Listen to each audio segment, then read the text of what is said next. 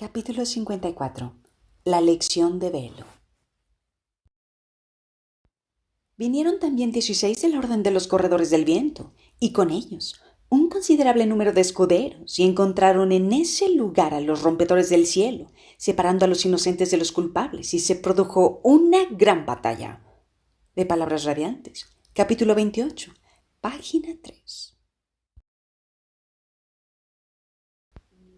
Shallan bajó del carruaje mientras caía una leve llovizna. Llevaba el gabán blanco y los pantalones de la versión ojos oscuros de sí misma que había llamado Velo. La lluvia salpicaba en la ala de su sombrero. Había pasado demasiado tiempo charlando con Adolin después del duelo y había tenido que apresurarse para llegar a su cita, que había de tener lugar en las montañas y reclamadas, a 1 hora de viaje de los campamentos de guerra. Pero allí estaba, disfrazada, a tiempo, por los pelos. Avanzó, escuchando la lluvia salpicar la roca a su alrededor. Siempre le habían gustado ese tipo de aguaceros. Hermanos menores de las altas tormentas, traían vida sin la furia de estas. Incluso las desoladas tierras de tormenta que había ahí, al oeste de los campamentos, florecían con la llegada del agua. Los rocabrotes se abrían, y aunque no tenían flores como los de casa, de ellos asomaban enredaderas verdes. La hierba salía sedienta de sus agujeros y se negaba a retirarse hasta que casi la pisaban. Algunos juncos producían flores para atraer a los gremlinos, que se cebaban en los pétalos y al hacerlo se rociaban con esporas que producirían la siguiente generación, una vez mezcladas con las esporas de otras plantas. En su casa solía haber muchas más enredaderas, tantas que resultaba difícil caminar sin tropezar, y en las zonas de bosque se necesitaba un machete para avanzar más de un par de pasos. Ahí, en cambio, la vegetación era pintoresca, pero no resultaba un impedimento. Shallan sonrió ante aquel maravilloso paraje, la ligera lluvia, la hermosa vida vegetal. Un poco de humedad era un inconveniente menor a cambio de los melódicos sonidos de la lluvia chispeante, el aire fresco y límpido, y el hermoso cielo lleno de nubes. Shallan caminaba con una cartera impermeable bajo el brazo, mientras el cochero contratado no podía usar el carruaje de Svariel para la actividad de esa noche. Esperaba su regreso, tal como le había indicado. Este carruaje iba tirado por pashmeños en vez de caballos, pero eran más rápidos que los shuls y habían trabajado bastante bien. Se dirigió hacia una colina cercana, el destino indicado en el mapa que había recibido por vinculacañas. Llevaba un bonito par de recias botas. Las ropas de Tim podían ser poco corrientes, pero se alegraba de ello. El gabán y el sombrero la protegían de la lluvia y las botas le proporcionaban un buen agarre sobre las resbaladizas rocas. Rodeó la colina y descubrió que estaba rota al otro lado, pues la roca se había resquebrajado y caído en un pequeño alud. Los estratos del crema endurecido eran claramente visibles en los bordes de los trozos de roca, lo que significaba que se trataba de una fractura reciente. Si hubiera sido antigua, el nuevo crema habría oscurecido aquella coloración. La grieta creaba un pequeño valle en la falda de la colina, llena de hendeduras y riscos por la roca desplomada. Estos habían capturado esporas y tallos arrastrados por el viento, que a su vez habían creado una explosión de vida. De momento, las plantas crecían ansiosamente, a veces unas encima de otra, brotando, floreciendo, temblando, retorciéndose vivas. Era un ejemplo de la naturaleza en estado puro. El pabellón, en cambio, no lo era. Cubría 4 personas que estaban sentadas en sillas demasiado elegantes para el entorno. Comían al calor de un brasero colocado en el centro de la tienda, abierta por un lado. Shallan se acercó, tomando recuerdos de la cara de la gente. Las dibujaría más tarde, como había hecho con el primer grupo de sangre espectral que había conocido. 2 eran los mismos que la última vez, otros 2 no. La inquietante mujer de la máscara no parecía estar presente. Rice, alto y orgulloso de pie, inspeccionaba su larga cerbatana. No alzó la mirada cuando Shallan entró.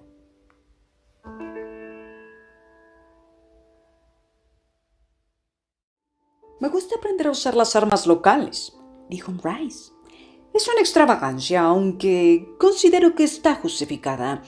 La forma en que los hombres se matan unos a otros dice mucho más sobre una cultura que la etnografía de ninguna erudita. Alzó el arma hacia Shallan, que se quedó inmóvil donde estaba. Luego se volvió hacia la grieta y sopló, lanzando un dardo contra el follaje. Shallan se detuvo a su lado. El lardo clavó un cremlino a uno de los tallos. La pequeña criatura de muchas patas se rebulló, tratando de liberarse, aunque sin duda ser atravesada por un dardo sería letal. «Esta es una cerbatana Parshendi», comentó Rice. «¿Qué crees que nos dice sobre ellos, pequeña daga?» «Obviamente, no es para batir presas grandes», dijo Shallan, «lo cual tiene sentido. Las únicas presas grandes que conozco en esta zona son los abismoides, y se dice que los Parshendi los adoran como dioses». No estaba convencida de que en realidad fuera así. Los primeros informes, que había leído en detalle a instancia de Jasna, suponían que los dioses de los Parshendi eran los abismoides, pero no estaba tan claro. «Probablemente la utilizan para acechar a las presas pequeñas», continuó Shallan, «lo que significa que cazan para alimentarse más que por placer». «¿Por qué dices eso?», preguntó Rice. «Los hombres que se vanaglorian de la caza buscan presas grandes», dijo Shallan. «Trofeos. Esa cerbatana es el arma de un hombre que simplemente quiere alimentar a su familia». «¿Y si la usara contra otros hombres?» «No sería útil en la guerra. Le faltaría alcance, imagino, y los Parshendi tienen arcos de todas formas. Tal vez podría emplearse para cometer asesinatos, aunque me sorprendería». «¿Por qué?», preguntó Rice. Se trataba de una especie de prueba. «Bueno», dijo Shallan, «la mayoría de las poblaciones indígenas, los nativos Silnacen, los pueblos Reishi, los corredores de las llanuras de Iri, no conocen el concepto del asesinato. Por lo que sé, no parecen participar en muchas batallas. Los cazadores son demasiado valiosos y, por eso, una guerra en estas culturas implicaría muchos gritos y posiciones, pero pocas muertes. Ese tipo de sociedad que alardea no parece de las que tienen asesinos». Y sin embargo, los Parshendi habían enviado uno contra los Aleshi.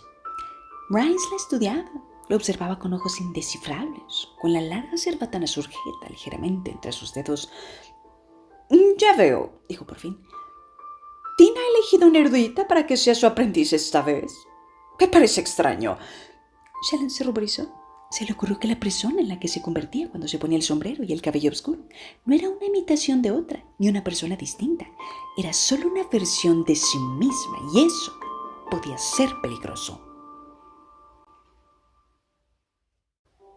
«Bien», dijo Rice, sacando otro dardo del bolsillo de su camisa. «¿Y qué excusa te dio Tina hoy?» «¿Excusa?», preguntó Shallan. «Sí, para fracasar en su misión». Rice cargó el dardo. «¿Fracasar?». Shallan empezó a sudar frías gotas en su frente. Pero se había investigado si sucedía algo fuera de lo corriente en el campamento de Amaram. Esa mañana había regresado, el verdadero motivo por el que había llegado tarde al duelo de Adolin, bajo la apariencia de un trabajador. Prestó atención por si alguien hablaba de allanamiento o de que Amaram recelaba de algo. No había encontrado nada. Bueno, era evidente que Amaram no había hecho públicas sus sospechas. Después de todo el trabajo que había realizado para ocultar su incursión, había fracasado. Probablemente no debería sorprenderse, pero no pudo evitarlo de todas formas. «Yo», comenzó a decir, «empiezo a preguntarme si Tina está realmente enferma», dijo Rice, alzando la cerbatana y lanzando otro dardo contra el follaje. «Para ni siquiera haber intentado cumplir la tarea asignada». «¿No haberlo intentado?», preguntó Shallan, aturdida. «Oh, esa es la excusa, que hizo un intento y fracasó. Tengo a gente vigilando esa casa. Si hubiera...» Se calló cuando Shallan sacudió el agua de su cartera y la abrió con cuidado para sacar una hoja de papel. Era una representación de la habitación cerrada de Amaram, con sus mapas en las paredes. Había tenido que improvisar algunos de los detalles. Estaba oscuro, y su única esfera no había ofrecido demasiada iluminación, pero suponía que era bastante aproximado.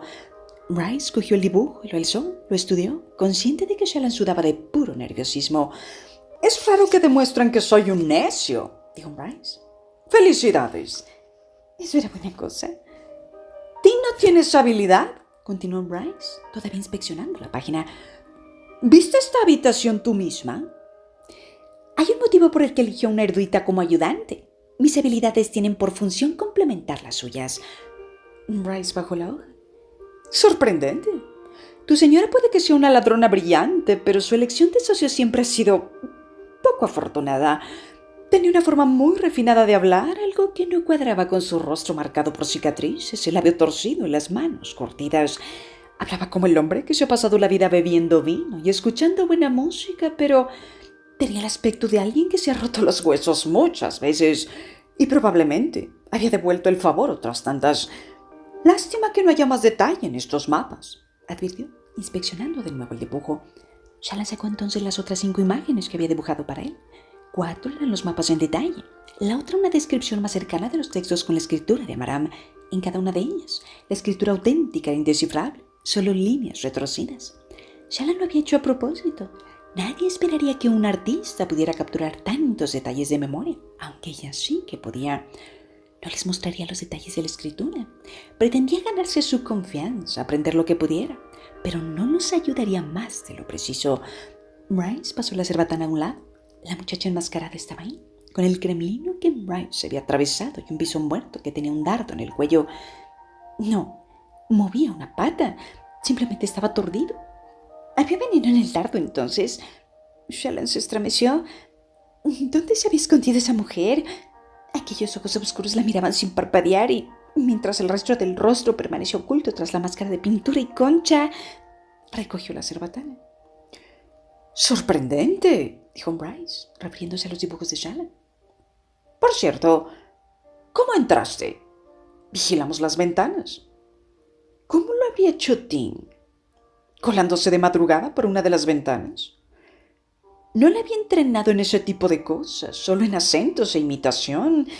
Tal vez había advertido que Shallan, que a veces tropezaba sin motivo, no sería la mejor acróbata ladrona. «Vaya, son magistrales», admitió Bryce, acercándose a una mesa y colocando ahí los dibujos. «Un triunfo, ciertamente. ¿Qué categoría artística?»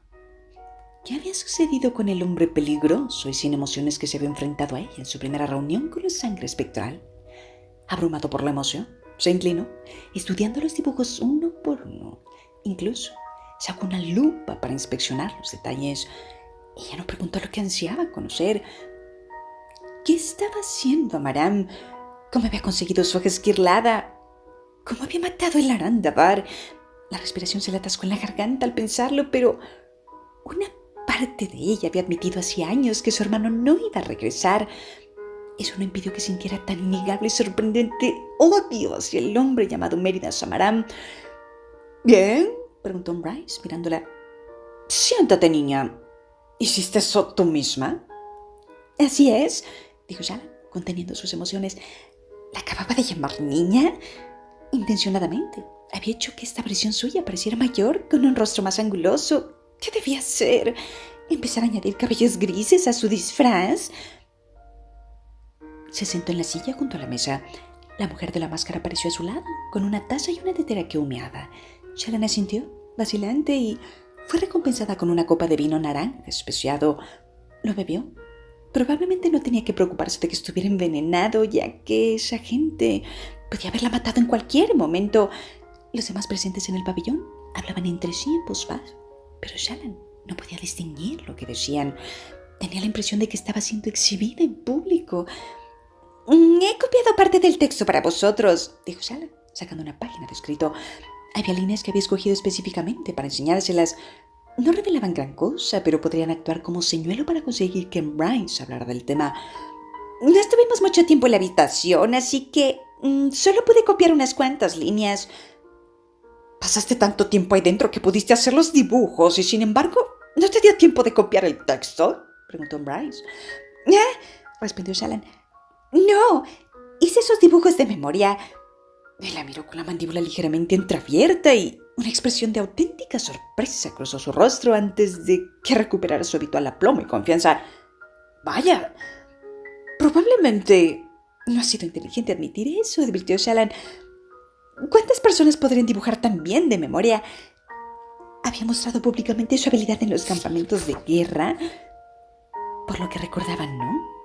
Tendría que mantener en secreto ese aspecto de su habilidad. No fuera que los sangre espectral relacionaran a Shallan, la dama de ojos claros con velo, la timadora ojos oscuros. Tormentas. Bueno, estaba condenada a cometer algunos errores. Al menos, este no amenazaba su vida. En principio. «Jean», ordenó Bryce. Un joven de cabellos dorados y el pecho desnudo bajo una ondulante túnica exterior se levantó de una de las sillas. Míralo, le dijo Bryce a Shallan. Ella tomó un recuerdo. Jean, déjanos. Dibújalo. Velo. Shallan no tuvo más remedio que obedecer. Cuando Jean se marchó, maldiciendo la lluvia entre dientes, empezó a dibujar. Hizo un boceto entero, no solo la cara y los hombres, sino un estudio medioambiental, incluyendo el fondo de peñascos caídos. Nerviosa, no hizo un trabajo tan bueno como podría haberlo hecho, pero Rhymes siguió alabando su dibujo como un padre orgulloso. Terminó y sacó el fígado. Lo había hecho en carboncillo y sería necesario, pero Rhymes le quitó el dibujo de las manos antes de que ella pudiera terminar el proceso. ¡Qué increíble!, murmuró, alzando la hoja. Pierdes el tiempo con Tim, pero no puedes hacer esto con los textos escritos. No, mintió Shallan. Lástima, con todo sigue siendo maravilloso. ¡Maravilloso! Tiene que haber formas de usar esta habilidad, desde luego. La miró. ¿Cuál es tu objetivo, niña? Puede que tenga un puesto para ti en mi organización, si eres de fiar. Sí. No habría accedido a venir en lugar de Tim si no hubiera querido esta oportunidad. Bryce la miró entornando los ojos. La mataste, ¿verdad? ¡Oh, rayos! Shallan se ruborizó al instante, naturalmente. Uy.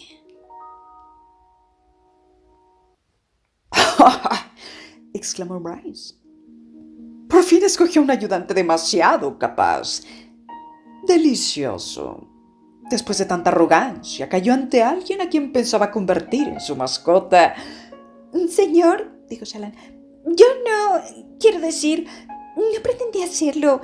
Se volvió contra mí. Debe de ser toda una historia, respondió Bryce, sonriendo. No era una sonrisa agradable. Has de saber que lo que has hecho no está prohibido, pero se desaconseja. No podemos dirigir bien una organización si los subordinados consideran que cazar a sus superiores es un método infalible de ascenso. Sí, señor. Tu superior, sin embargo, no era miembro de nuestra organización.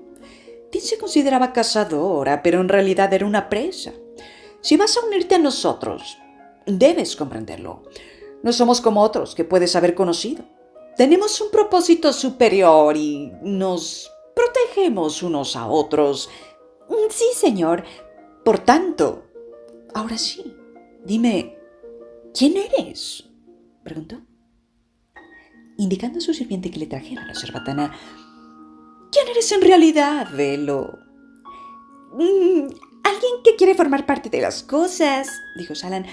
De cosas más importantes que robar de vez en cuando los ojos claros o procurarse un fin de semana de lujo. Así que es una casa, entonces, dijo Bryce en voz baja, sonriendo. Se dio media vuelta y regresó al extremo del pabellón. Ya habrá más instrucciones. Haz la tarea encomendada y luego ya veremos. ¿Es una casa, entonces? ¿Qué clase de casa? Shallan se quedó helada ante aquellas palabras. Una vez más, no supo si la habían despedido, pero recogió su cartera y se dispuso a marcharse. Mientras lo hacía, miró a la gente que seguía sentada. Sus expresiones eran frías, aterradoramente heladas.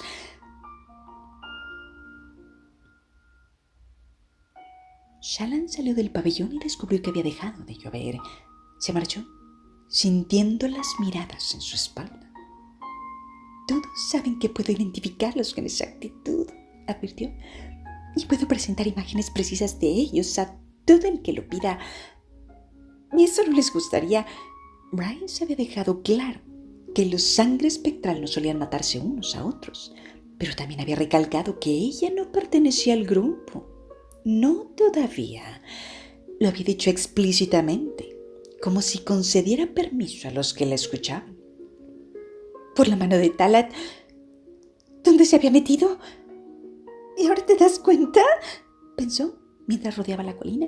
Su carruaje estaba allá adelante, con el cochero sentado en lo alto, de espaldas a ella. Shallan miró ansiosamente por encima del hombro. Todavía no le había seguido nadie, al menos que ella hubiera advertido. ¿Está mirando a alguien, patrón?, preguntó. Yo. Ninguna persona. Una roca. Había dibujado una roca en el boceto para Bryce, sin pensar, actuando por instinto y no sin cierta medida de pánico. Exhaló luz tormentosa y formó una imagen de aquel peñasco ante ella. Entonces se escondió rápidamente en su interior. Estaba oscuro allá adentro.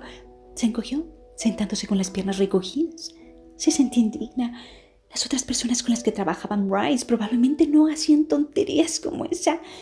Eran experimentadas, tranquilas, capaces, tormentas. Para empezar, no tendría que estar escondiéndose. Sin embargo, permaneció ahí sentada de todas formas. Las expresiones en los ojos de aquellas gentes, la manera en que había hablado Rice. Era mejor pecar de cautelosa que de ingenua. Estaba cansada de que la gente diera por hecho de que no sabía cuidarse de sí misma. «Patrón», susurró, «ve al cochero, dile esto, con mi voz exacta. He entrado en el carruaje mientras no mirabas. No mires. Mi marcha debe de ser silenciosa. Llévame de vuelta a la ciudad. Acércate a los campamentos de guerra y cuenta hasta 10. Me marcharé. No mires. Tienes tu paga y la discreción forma parte de tu trabajo». Patrón zumbó y se marchó. Poco después, el carruaje se puso en marcha, tirado por tus pasmenes. No pasó mucho tiempo hasta que oyera el sonido de cascos. No había visto caballos antes. Sharon esperó, ansiosa. ¿Se daría cuenta alguno de los sangre espectral que ese peñasco no debería estar allí? ¿Volverían a buscarla cuando se dieran cuenta de que no la veían bajar del carruaje en los campamentos de guerra? Tal vez ni siquiera había ido tras ella. Tal vez era paranoia por su parte. Esperó, dolorida. Empezó a llover de nuevo. ¿Qué le haría la lluvia a su ilusión? La piedra que había dibujado ya estaba húmeda, así que la sequedad no la traicionaría, pero por la forma en que la lluvia le estaba cayendo encima, obviamente atravesaba la imagen. Tengo que encontrar un modo de ver el exterior mientras estoy escondida aquí, pensó. ¿Mirillas? ¿Podía crearlas dentro de su ilusión? Tal vez le... Voces. «Tenemos que averiguar cuánto sabe», era la voz de Rice. «Llévale estas páginas al maestro Tidakar. Estamos cerca». «Pero parece que también lo están los secuaces de Restars», contestaron con voz cascada. Shala no pudo entenderlo. «No me preocupa eso.